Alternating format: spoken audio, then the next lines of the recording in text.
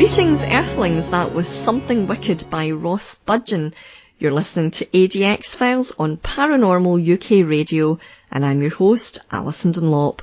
My guest on this week's show is Matt Arnold, a pioneer Christian minister with a proven track record of positive engagement and bridge building between Christians and pagans. His interest in the paranormal began at an early age, and Matt's recent master's dissertation was titled Paranormal Hauntings and Applications in Deliverance Ministry, a Critical Investigation. Today, it was awarded 82%, being called a monumental piece of work by the markers.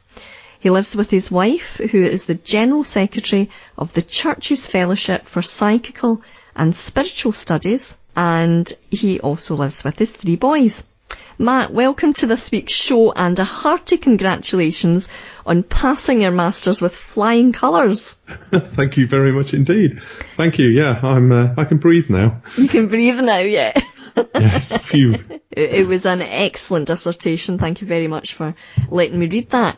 Now, tell me about your primary school project and the book about the world of the strange that sort of gave you this interest in the paranormal. Okay, so I remember being in my primary school, probably 8 or 9 year old, maybe 7 or 8, and we had to do an individual project within the class. So the project that I chose was ghosts. And I went and had a look in the school library and found this book called The Usborne World of the Strange Ghosts book, with this fascinating sort of monk's cover and I thought, wow. And I remember reading through it, and my overriding memory is of this big double-page spread of a haunted house with lots of different things in it. It looked like a Scooby-Doo house.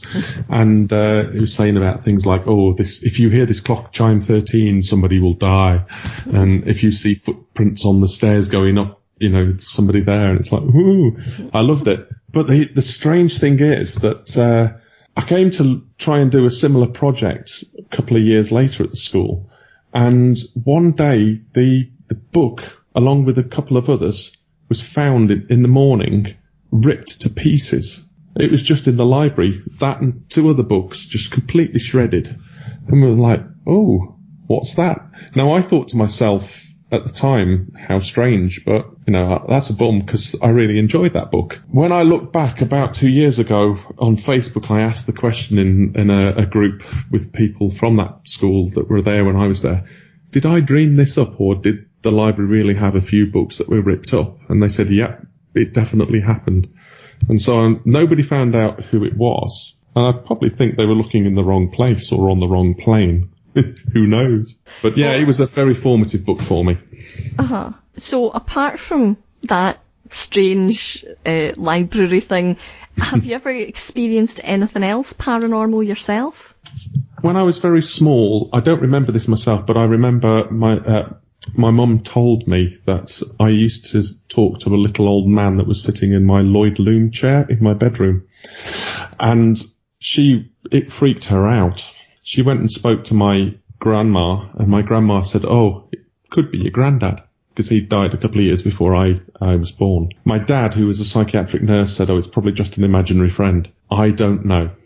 But that was my first encounter. But the one that really stirred my interest in this whole field was I went to a church house group, and I'd taken a little multimedia digital box with me with an SD card that you could put in and watch a film. And I'd forgotten to take the lead that goes between that and the back of the telly, the HDMI lead. So I said to one of the people there, oh, I hadn't got an HDMI. They said, well, if you go upstairs, up to the top, the daughter's bedroom. If you go in, you'll see she's got a DVD player and a telly, and it'll just be the lead that goes between the two. So I thought, okay, fair enough. Potted up the stairs, got onto the top floor, and as I walked into the room, it just felt like I was walking into jelly, invisible jelly. And it was just such a weird experience. And I thought, and there was just this, you are not welcome here. That was what I felt. You are not welcome here. I thought, well, that's just stupid. I've not experienced anything like this before.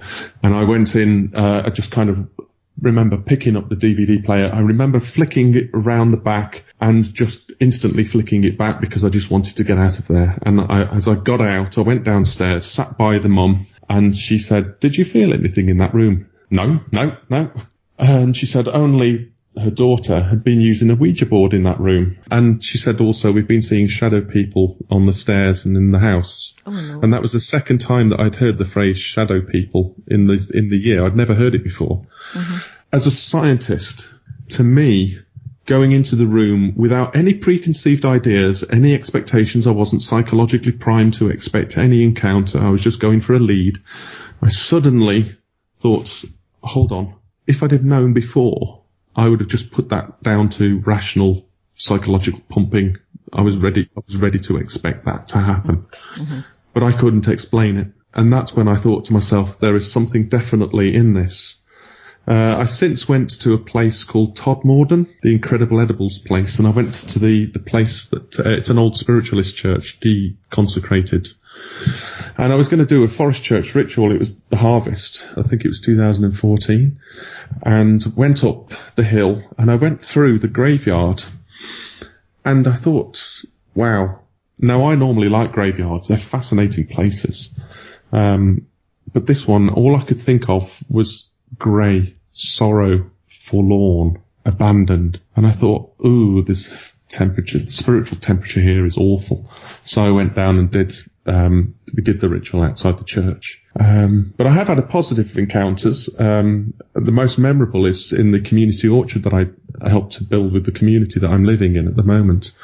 And we just finished making some willow domes, and I picked up all the little bits of willow, because if you leave them, all the cuttings, they'll take root.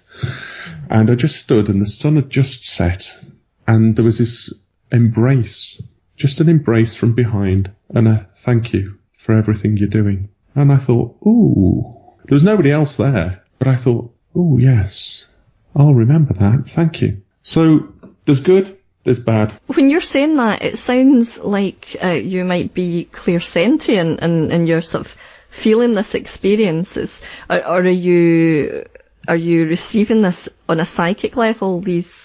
I haven't got a clue. Okay. I genuinely don't know.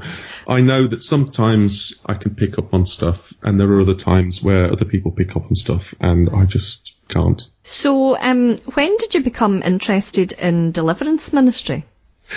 I think it's when I've been a member of the Church of England for quite a few years now, and I don't know, I just kind of fell into an interest of what's actually going on under the bonnet of communities. What's the spiritual fabric of a place that makes things difficult to minister in? I'm in a particularly multiple levels of deprivation place within Nottinghamshire, and it's got a lot of pain embedded into the fabric of the psyche of the village. And I came across a book called Healing Wounded Histories by Russ Parker, and it seemed to kind of make a little bit of sense as to maybe there is more than just going and telling people about good news. There's dealing with icky stuff that needs clearing out before you can actually go and do effective stuff about telling people good news. So I kind of showed an interest in that. Now, because I'm a member of the Church of England, I'm lay. You can't really do deliverance ministry as such. There was a deliverance ministry team with some lay people in there. Mm-hmm. But I kind of was just trying to work out my own role within pioneering first.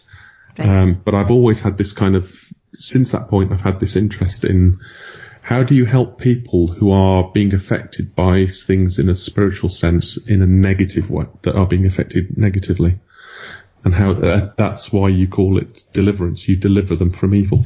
Yes. And that's part of the Lord's Prayer, deliver us from evil. So you've never seen a deliverance or an exorcism carried out? Not personally, no. I've seen deliverance in terms of, I've prayed around a place. I got called by a lady to help out with their house. They'd got some banging between the walls, semi-detached, footsteps in the attic, the loft. shimmering like a predator outline. You know, if you're a predator in invisible mode, they said that they saw that moving backwards and forwards in the kitchen, and the cat saw it as well. The cat arched its back and hissed, and I'm thinking, oh, you've got another witness there. And dark spirits in the corner of the bedroom and that sort of thing, and cold spots. So I just went around, prayed, anointed the lintels of the windows and the doors, and if anything wasn't aligned with the purposes of God, I send you back to be dealt with in the appropriate manner. And as we went around the garden sprinkling frankincense, now I use ground frankincense, I don't use salt, because it's more damaging to the wildlife, you know, the plant life and that. So frankincense is just as effective. And that's a very good tip, actually. Well, it's an organic thing, and as such, it will break down. Frankincense symbolically still got the same thing for purification.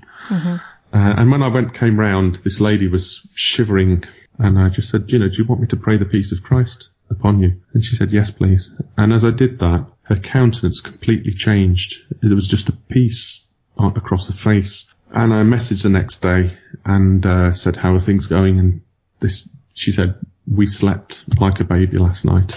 No problems. So these things are real. These things cause problems, and they need dealing with. I mean, they had a miner that would appear, because it's near the headstocks of the village. They had a miner appear in the garden that would be walking to the headstocks and disappear through the fence. And that had been seen by up to 5 people at the same time, including skeptics. And I said, oh, don't worry about that. That just seems like it's a bit of a recording. It's the more nasty interactive stuff that you need to get spiritual domestos onto. Let's have a chat about your dissertation. Okay. I was so happy to get to read it, and it's excellent. You're one of the few. One of the few. I won't breathe a word. But I would like to ask you a few questions about the topics that you covered in it. Now, you said that many people are put off Christianity when they're told that their sightings of a loved one are demonised, when in fact they're not demonic at all. Is there a way to tell the difference, do you think, between the demonic and the non-demonic? Demon modern version is very different to daimon, which is the word that's used in the New Testament and in fact the Septuagint, the Old Testament Greek version. Daimon in those days would incorporate things like gods, intermediate beings, and the spirits of the dead. And so that's what the New Testament would have been written in as well. The culture would have understood that, included the spirits of the dead. Then you get to about 200 AD, where Tertullian says, it basically equates evil spirits, fallen angels, and demons as all one kind of category, one lot of beings. So then from that point on, you've got a demonization of the demons, and demons that we see today are seen as purely evil, non-human. I don't think it's as clear-cut as that. I think there's more nuance in it, and we need to look and say apparitions from what appear to be the dead, they may be, or they may be impersonating, non-human impersonations of human beings. Personally, I cannot find anything in the Bible that talks about demons modern day demons, evil spirits, impersonating human beings. When you get to Saul and the medium of Endor, that was Samuel that came up from the Sheol, the grave. There's no two ways about it. But we can go into that at another point if you want to. Okay. You said that there's been, and I noticed this when I was researching it too, an increased belief in the paranormal, and also a rise in possession and exorcism cases. Why do you think that is? The rise in the interest in the paranormal, well, there's many factors that are going into this. From the general population being exposed to death and uncertainty. So you had a rise in interest in the paranormal when you got the spiritualist movement came in the 1860s. That sort of era where there was a lot of infant death. So mortality rate was very, very high back then. Then you kind of get to the end of the 19th century, early 20th century, that belief system starts to sort of wane. But then you get to World War One, people are dying by their millions. There's a lot of people who have lost loved ones, and they want answers. And church was pretty pants on saying, well, we think that they're either up there or they're down there. And that's kind of where you got a lot of falling away from following the church. Then you get to World War II, and you've got the same thing again with even more bloodshed. And it's just a case of, well, there doesn't seem to be really any answers for what happens to my loved one. There was a rise in spiritualism, though, wasn't there? There was a rise in spiritualism, which rides on the back of the church's sort of lack of being able to give an answer. Yes. And when you get to the late 20th century, you've got all sorts of factors coming in there, from 9/11, and all of that uncertainty, the turmoil, the churning of the seas and that sort of stuff.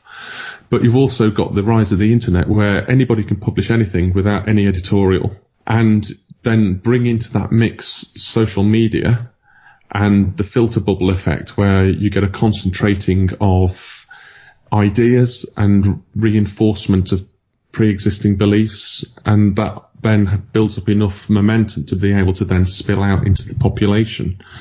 So you've got all of that going on, and then you've got a pluralism, ideas coming from the East as well. So it really is far, far more complex than people are just more spiritually aware. You've also drawn a link between film, TV and beliefs. Do you think then that beliefs manifest supernatural phenomena? I mean, if you are expecting to see something, you can trick the mind into seeing that. Is that what you mean? I'm thinking that by manifest, actually manifesting something supernatural through a strong belief in that, and given that your power and your energy, and suddenly there is something supernatural there.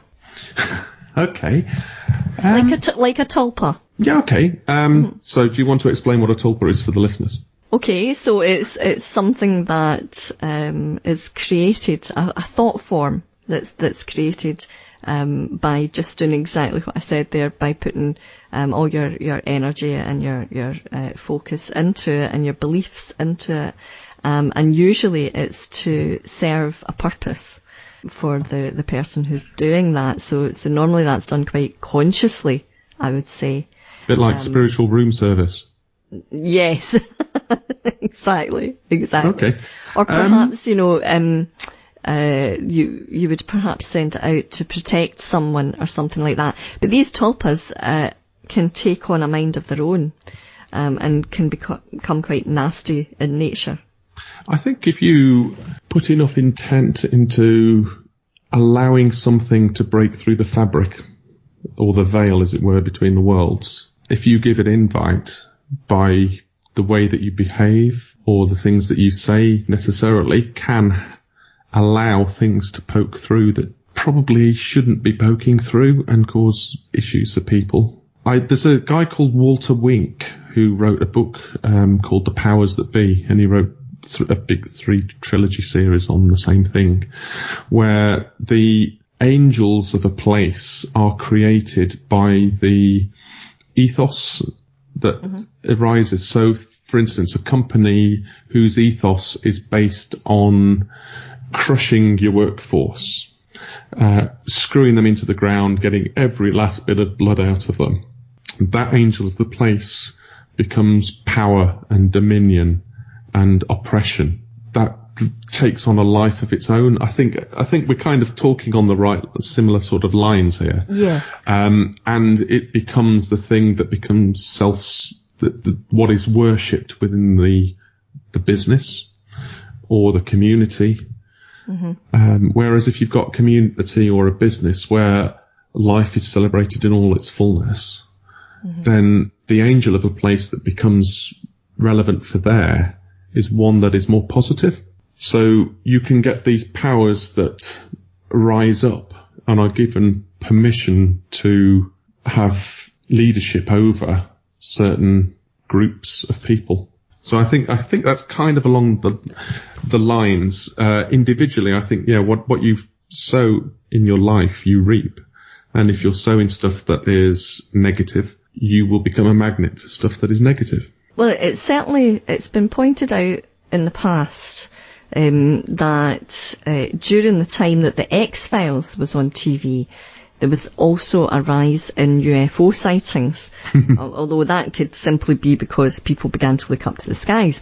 But could it be the case that with the supernatural themed film and television, are people just starting to see what's already there because they're looking more closely at it? They maybe didn't recognise it before. There could be an element of that, yes. If you tell people to look out for something, then they're going to be on the lookout for it. And if it is there, then they'll see it. There's also things like around that time, there was a lot of stealth bombers and stealth aircraft being tested out. I personally have seen what can only be described online as Astra TR-3Bs taking off from a local airbase and landing in the middle of the night. It was a bit weird just seeing these things take off. If I'd have just seen them in the air with the black triangle with the three lights and a slowly pulsing on and off middle light, I would have thought, ooh, that's a bit weird. But having seen them take off from the airbase, fly over the village, and then come back on the perpendicular runway, then I know that they're just unmanned aerial vehicles that are not in your book of I Spy book of planes.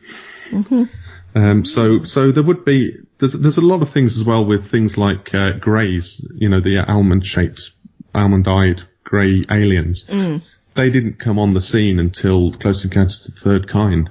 When that film came out, after that, greys seemed to be the Western version of an alien. But before then, there really wasn't much that seemed to be in that field that looked like that. So how media can shape a population. Mm-hmm. And there's a self-feeding loop that the media will give what the public want, and the public want what the media gives them. So that kind of self-reinforcing loop comes in as well. We're very complicated beings, aren't we, really? We really, really are. And then it gets more complicated when religion tells us what, how we should take the things that we see and experience. And is it the case that in Christianity, the belief is that the dead cannot contact the living? Is that still the case? Was it once the case? Christianity is a very, very wide spectrum of beliefs. So you've got Roman Catholics right the way through to fundamental evangelical. I would say that generally speaking, if you ask the average punter in the street, does the Bible say that the dead can contact the living? They would say no. It says that they cannot contact the living. However, pastorally and from speaking to other chaplains and that, they would say, I get a lot of people that start off with, you're not going to believe this, but I saw my granddad, my relative, this, that and the other. How do you process that? Yeah. And in terms of the dead contacting the living, well, you've only got to look at 1 Samuel 28 where you see Saul and the woman with the obe rather than the witch, because the witch is King James's paranoia. But the woman with the OB, if you look in the Dictionary of Deities and Demons in the Bible, that is a fantastic book, by the way. If you really want to look up some amazing archaeological and well-researched articles, it's a whole dictionary of deities and demons that are in the Bible. And the OB is an ancestral spirit, and the woman at Endor would have had one of these inside her and used that as an intermediary to go down into Sheol to bring up Samuel. So the Bible has the dead can contact the living. You don't initiate the contact yourself. That's forbidden. However, that stuff does happen, and the dead can contact the living. In my dissertation, I gave 2 examples where there's a guy called Johann Blumhardt, who was the 19th century Lutheran pastor, and he encountered what can only be described as spirits of the dead that were possessing Gottlieb Dittus, one of his parishioners. And he engaged with these spirits, testing the spirits, which is a biblical way of approaching that, because if they're all evil, then there's no need to test them. Mm-hmm. So he tested them by having a conversation. It's recorded in a book called The Awakening by Zuendel. I think it's plough.com that have it. You can download it for free, but it contains the account. And that seemed to be a woman who was had unconfessed murders, and as a result of that, she was possessing this woman, and in the end came out. And the strange thing is, Blumhardt said, if Jesus permits, you can go and reside in my church. I mean, imagine an exorcist doing that. You can come out and you can go and sit in my church.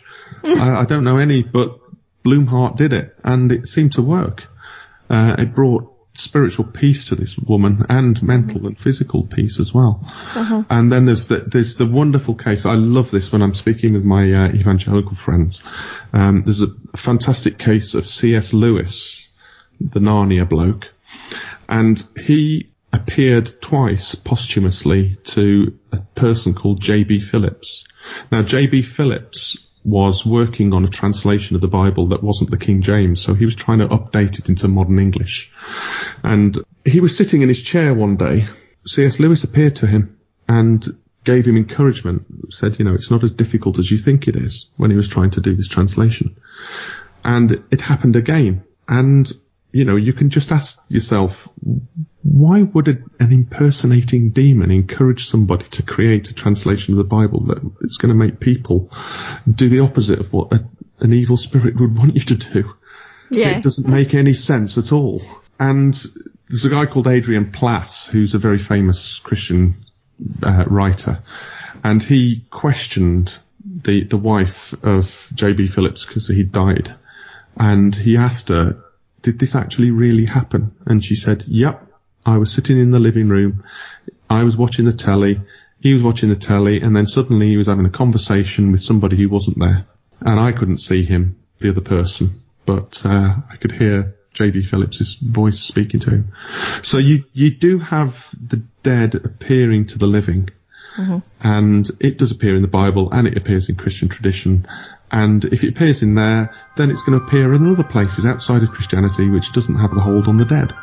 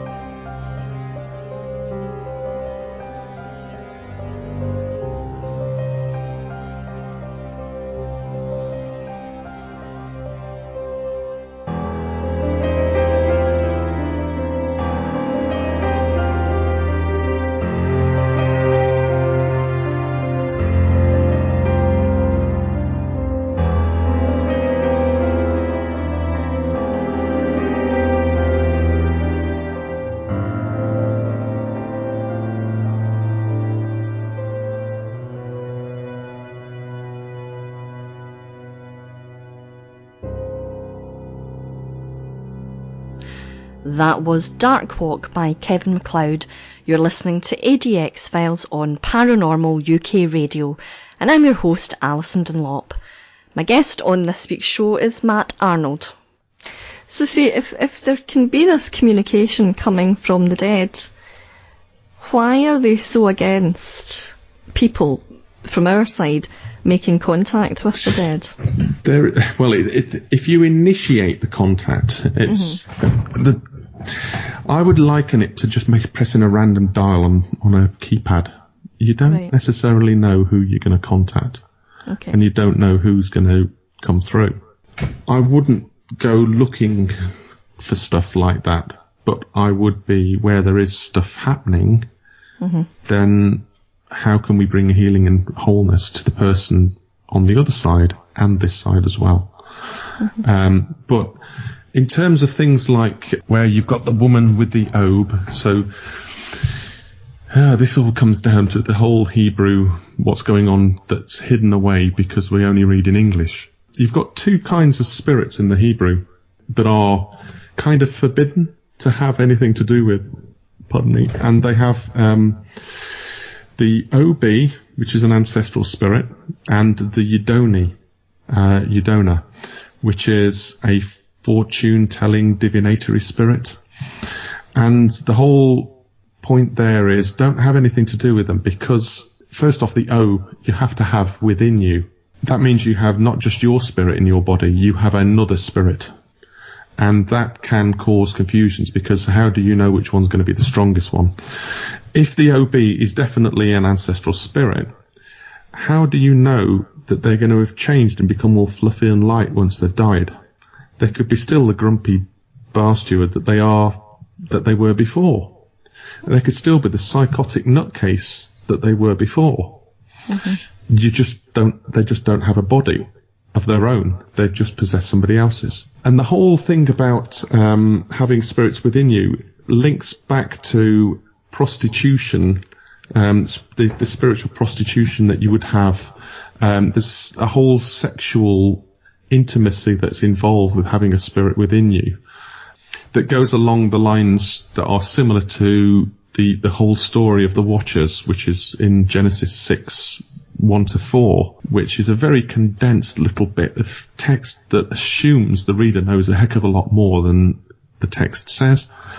In order to be able to understand Genesis 6:1-4, you have to go to 1 Enoch, which is a pseudepigraphal book that was booted out fairly early on. One of the early church fathers, Jerome, said, you can have either 1 Enoch or you can have Revelation, but you can't have both. Which is it going to be, guys? Which is a bit like saying, well, you can have Matthew or Mark, but you can't have both. Crazy. But when you look at 1 Enoch was written, compiled around the Second Temple period, which Christianity comes from. It comes from Second Temple Judaism. It doesn't come from the Old Testament. So that's why 1 Enoch is really important. And it talks about the Watchers. And these were the fallen angels. These were angels that were sent down to earth to teach humans how to live, agriculture, all sorts of good things. Some of those rebelled and taught people all sorts of things like warcraft and seduction techniques and all sorts of practices that either we weren't ready for at that stage or just were to try and seek knowledge from things that were other than the proper ways of getting knowledge. And as a result of that, they were judged. But they also, while they were doing that, they went and 200 of them had they possessed and created hybrids through women. So they married the daughters of men. So you've got the sons of God, the fallen angels, these Watchers, marrying the daughters of men and having a hybrid offspring. And these hybrid offsprings are called in academic circles the bastard sons of God. These were not created beings from the heavenly realms. They were created on the earth. And when you read through 1 Enoch, you read the judgment that's on these Nephilim, or the Rephaim. They are killed, or they are subject to killing each other, and their spirits are then called evil spirits. And these are the non-human evil spirits that will roam the earth until the end time. And so what you've got into this mix is not just evil spirits. You've got human spirits, and some of those are becoming subject to these evil spirits. But you've also got the fallen angels, but the fallen angels seem to be judged and held in Tartarus, which is kind of like a prison that Jude talks about and 1 Peter and 2 Peter talk about. So you've got all of that stuff going on. The Mesopotamian cultures called them the Apkallu. And the Apkallu were seen by the Babylonians as the great heroes, which is why it talks about Nimrod being a hero in Genesis. And the heroes were very wicked people, beings that caused a lot of heartache to humanity. And that's why they were seen as and judged. Goliath is the same kind of, he was one of these offspring as well. You've got 6 toes and 6 fingers. And you've got another 4 of them. There's a King Og. He was another giant as well. So these Nephilim giants they're dead spirits, or the evil spirits that cause us problems, added into the mix of human spirits. When you open yourself up to stuff and allow stuff to come in, you really don't know what you're allowing in. It might pretend to be someone that you can control, but how do you know that when you let somebody into your house through the front door, if you can control them? They might, they might be a really strong person, but, and they might just cause you all sorts of untold grief there. So that's why the Bible says don't really have much to do with inviting this stuff in, because it will cause you grief and it will cause you problems. But where you get people that have done that, you can help them by getting rid of this stuff. The spiritual stuff is actually quite the easiest bit of doing a deliverance. The more tricky bit is the mental health side of things and trying to help the person process what's gone on in the past. Those two things kind of seem to go hand in hand quite a lot, a possession and mental health problems. Why? Yes. Do you have any thoughts about that? Because I think you've got a conflict of spirits within you. Okay. If it is got a spiritual case of possession, but you can get possession syndrome, which is a purely psychological thing, but that's one that can also be treated by the ritual of exorcism, even though you're not actually exorcising another spirit. For some reason, the process becomes effective for helping somebody who believes that they are possessed. It's a really tricky, and this is why when you're doing deliverance ministry, it's never a one-person thing that can do this. You need a team of experts who are scientists who can find the normal within the paranormal, who are theologically trained, who are mental health specialists. All of these people, and social care afterwards for some of them. You can't just say, I'm an expert in this exorcism, and like Bob Larson, who comes on and does it as a whole show. That's just abhorrent. I'm sorry. That's just making money out of people who are either mentally ill or suffering some sort of spiritual oppression or possession. It's not a stage show thing at all, exorcism. Oh no, most definitely not. I mean, it's a spiritual disease. Disease, yes. Yeah. I mean, we have physical and emotional, mental diseases, so it makes sense that, we are also spiritual beings, that on occasion we might suffer from some kind of spiritual illness too. Yes. In the Anglican churches, is there some kind, like in the Catholic Church, there's like a checklist of this person is possessed if X, Y, and Z, and it could be speaking in a language that's unknown, or there being paranormal things displayed in their surroundings, or whatever. There's lots of different things. Is that the same in the Church of England? There's a book by Michael Perry called Deliverance, which is a very, very good book, and it has got a checklist of stuff within it. He was a Church of England minister. He also happened to be the president of the Church's Fellowship for Psychical and Spiritual Studies, which is the office that I'm in at the moment. And I am sitting looking at his book right now. Ah, well, there you go. I have it right here. So if you look towards the back, you'll see there's, I can't remember the exact pages, but you'll see things like talking in ancient tongues, which is interesting. Either these are spirits of the dead that are talking their language, or you're talking to very ancient spirits.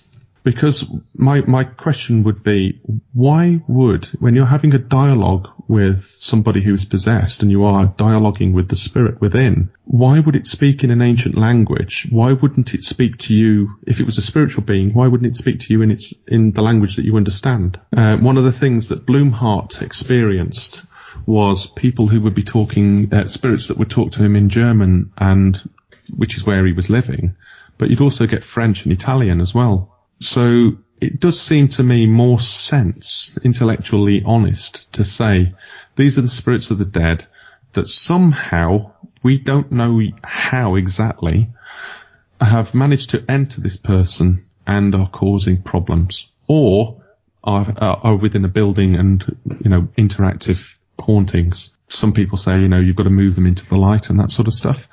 Mm-hmm. I don't know.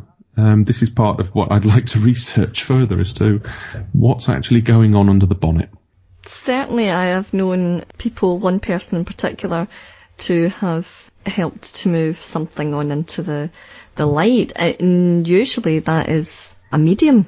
Mm-hmm. So the Church of England, again, they don't gel very much with mediums, do they? There is a book called Holy Ghostbuster by a chap called Olwyn, I forget his surname now, but he talks about, he's an Anglican minister who was using a medium to be able to see what was going on. Now, it depends what you define as medium. If you're talking about somebody who's just got the ability to see or sense, who's clairsentient, clairaudient, clairvoyant or whatever, that's not necessarily a bad thing, having a psychic gift like that. We have got psychical gifts. More the case of allowing something else to enter your body that is the issue, really.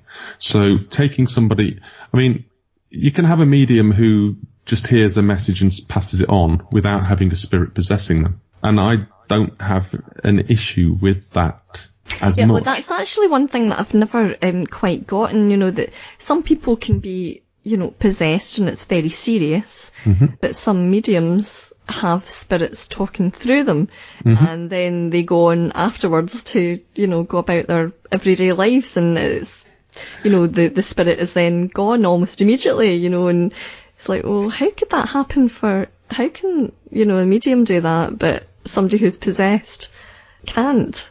I don't know. It's one of those questions that's really quite interesting, and I would like to research. It's good to think about and put it, out there just to sort of ponder on. Well, it's definitely worth exploring because it is a valid question. Why is it some people don't seem to be affected as much as others? I would have to really think about that one. Tell me about is it the Gadarene demoniac? the Gadarene demoniac. Yeah, that is the textbook example of an exorcism. It's the most detailed exorcism account within the New Testament. It's recorded in all of the synoptics, so Matthew, Mark and Luke. And it's in Matthew 8, Mark 5 and Luke 8.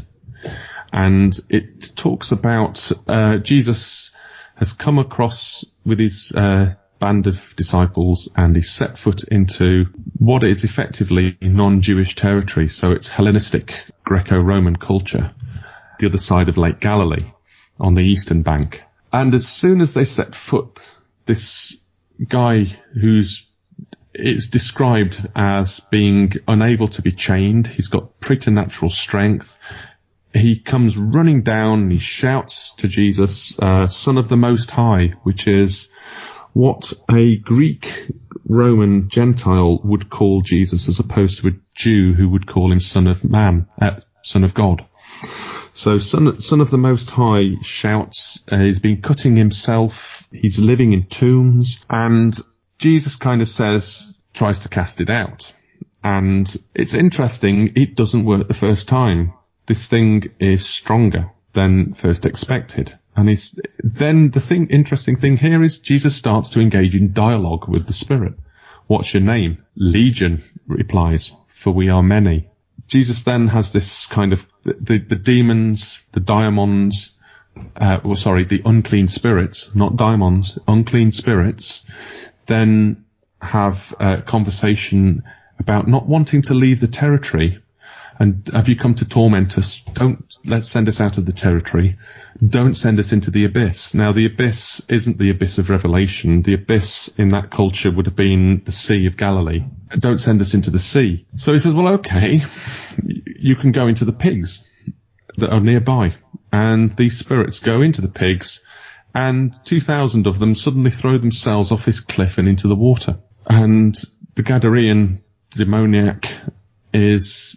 Well, the guys around, the pig herders, because there's a lot of pigs and a lot of pig herders. There's more pig herders needed than looking after sheep for the same number of sheep as pigs. They go running off and tell what's happened, and then they come back and find the guy sitting in his right mind and clothed because he was naked before. So the guy has had this complete change as to his psychological condition, and as a result of that, he wants to go into the boat back over with Jesus to the other side, and Jesus says, no, you actually go and tell them what I've done. And the guys around, because they've lost their pigs, are all going, Jesus, get out of here. You're a bit scary, mate. Go. We've got real problems now because we've got to report to the Romans why all their pig stock has gone. Because the Romans had that, you can tell archaeologically when you're moving from Jewish to Greco-Roman territory because you find pig bones in the Greco-Roman areas. The Jews would never touch pigs. So the whole thesis, or the whole point of what I was trying to do with that was to say, well, it looks like this guy, from the words that Jesus speaks to the demons, to the unclean spirits, they talk about legion, which is a Roman military unit. It's also Aramaic, legio, is for many as well. So it's not just Roman, it's Aramaic. And he talks to them and says to them about, when he gives them an order to go into the pigs, it's the word that's used is a military command. It's a military term. He orders those to go into the pigs. And then the pigs rush, they charge. And that word in Greek, don't ask me, I can't remember. That word in Greek means it's like a band of raw soldiers that are just sort of charging into battle, raw recruits. And I'm thinking, why is he using these military terms? What's going on? And it's crazy because Jesus kind of is responsible for killing 2,000 pigs by sending these spirits in. What a waste. I could never get my head around it. And then it suddenly clicked when I thought, what if these are actually the spirits of deceased warriors that were killed by the Romans? Now, if that's the case, it would fit with the evidence that from the Babylonian Talmud that says basically I think it's Nisan 17 or something. If you hang around in graveyards and cemeteries, you're going to be opening yourself up to have stuff spiritually come in. It's not good news to hang around these places. Mm-hmm. Greco-Roman culture also had ancestor veneration and worship.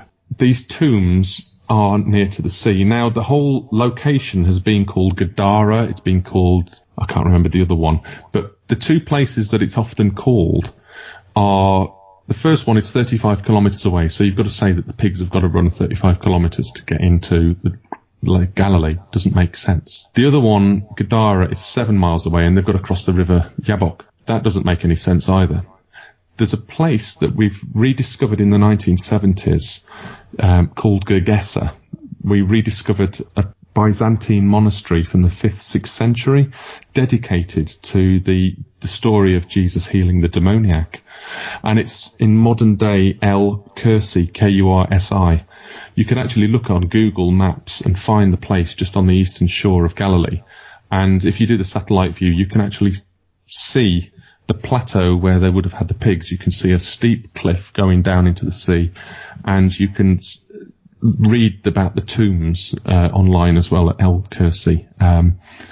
You can read the tombs that were there. So it looks like El Gergesa rather than Gadara is the place where this happened. And you would have had veneration of these people, these dead warriors, heroes. Some of the practices would have been to either sleep in the tombs to get a neuromancy, which is divination by dreams, so the spirits of the dead talk to you in your dreams. You could have also had other types of practices that opened you up to possession by spirits. Now, if this is the case, then when this demoniac has got spirits within him, he would have had preternatural knowledge that something was about to kick off when Jesus stepped foot onto the land. In fact, if you just look at the bit before that story, you'll see that it's Jesus calming the storm, which is interesting in itself because the storm was supposed to have come from Zeus. That was if you look at Homer's Odyssey, it was Zeus that brings the storms, and you've got Jesus calming the storm. And they're saying, wow, he's got this power potentially over Zeus. And then this guy's just running to meet him from the tombs. The tombs look like they're about 500-600 meters away. So he would have known that something was kicking off, and it was not good news when Jesus was going to appear, because these spirits that were within him were saying, hold on, our time's up if he starts to come over here and starts kicking like he's been doing over the other place. That's why you've got this kind of forceful, you've got this banter, well, not banter, you've got this face-off between Jesus and this demoniac, because by calling him Son of the Most High, you've got this whole exorcistic practice of naming something to have power over it. So the demoniac names Jesus to try and have power over him. And Jesus isn't having anything of this. It's like, what's your name? Legion. Right, okay. I've got power over you. I'm going to send you into the pigs. And for the pigs to be killed, well, if these are dead warriors, it makes a lot of sense that if they had been killed by the Romans, what a brilliant screw you to the Romans by getting rid of the pigs, because you've removed the garrison's food source. So it'll be a final sort of two fingers to the Romans by getting rid of them. That's the idea that I've got anyway. I think there's more to it than that, but it makes sense of why there was so much porcine slaughter. Yeah, poor pigs. I know. I know. So you don't take the story completely literally then? I think it happened. I think it did happen. I don't think it's, some people have said it's a polemic written against the Roman occupying forces, but Jesus was never into political polemics. He pay unto Caesar what's Caesar's and God's what's God's. So I do think something happened there. And the fact that you've got a Byzantine monastery from the 5th century, 6th century dedicated to this gives a little bit more archaeological evidence that says maybe something happened.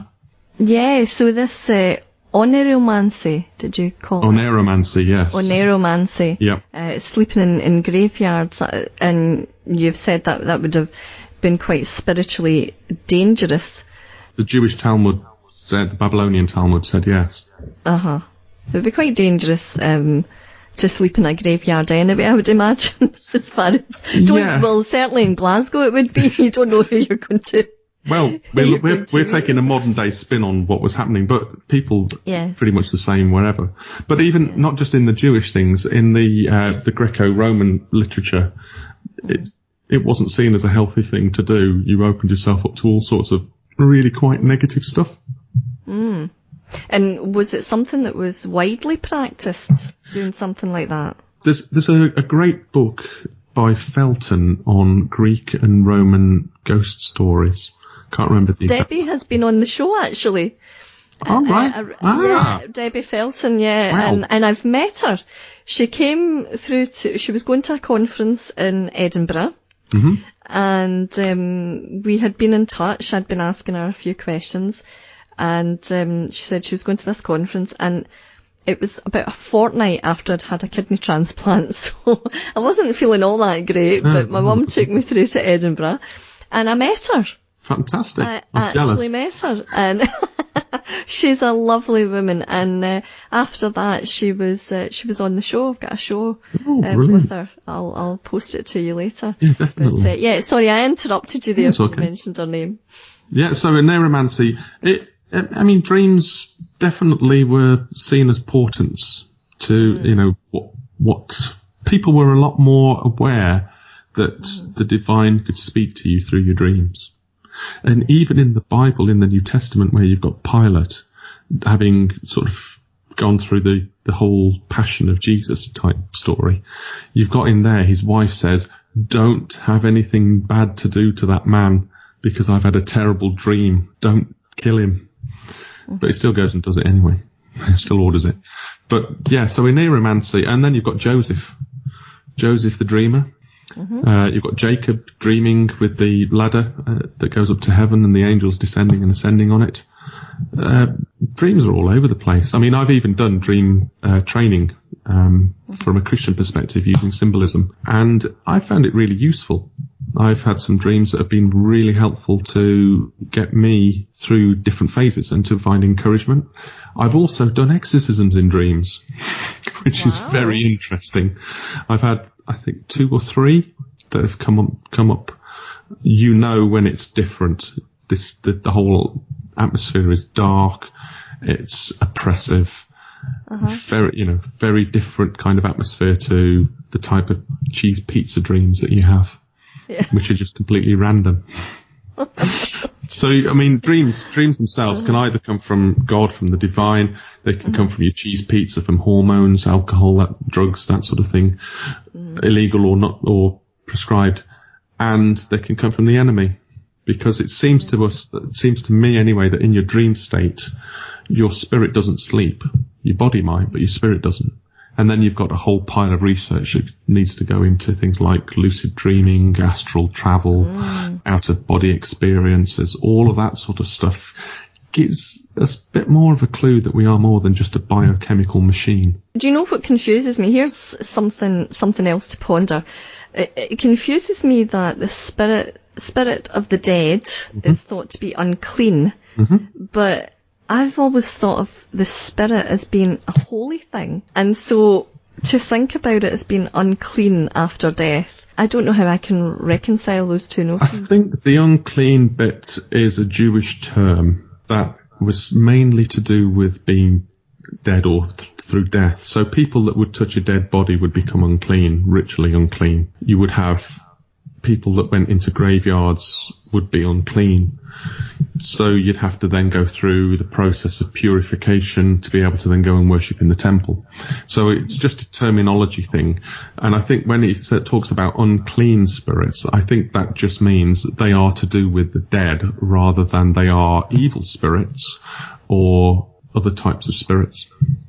Let's just finish up on this one last thing that you've mentioned in your dissertation. It's the power of confession. Yes. Why might that be such a good thing?